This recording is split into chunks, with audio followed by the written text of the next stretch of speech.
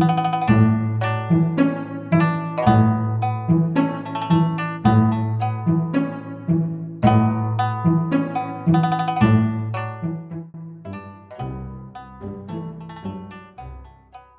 郵局的角落裏，陽光斜斜灑在櫃檯上，個女孩的手指就好似被玫瑰花刺穿咁，微微發酸。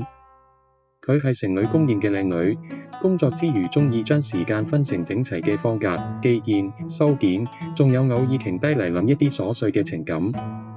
嗰天，一封匿名信靜靜地躺喺佢嘅工作台，信紙泛着薄薄嘅山色，字跡修長，彷彿有人喺佢耳邊低語。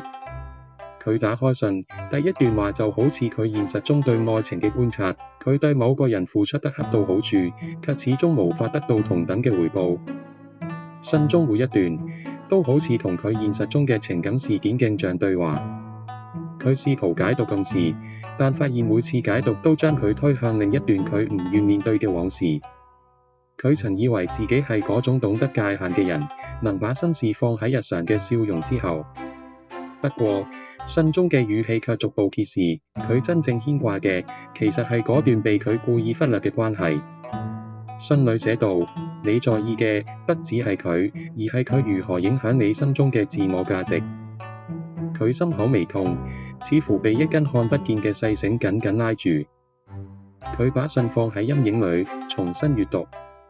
每一句話嘅暗示，就像自省嘅信件，提醒佢要承認自己對嗰段關係嘅渴望仍未放下。佢記起與佢之間每個細微瞬間，佢嘅溫柔被佢以玩笑收埋，佢嘅堅持卻被佢視作賭注。佢開始問自己，這份情感究竟係邊個嘅需要感作祟，定係佢真正想要嘅係被珍惜嘅感覺，抑或只係一種熟悉嘅安全感。一句簡短嘅回信，若你願意，寫下你心裏最真實嘅回話。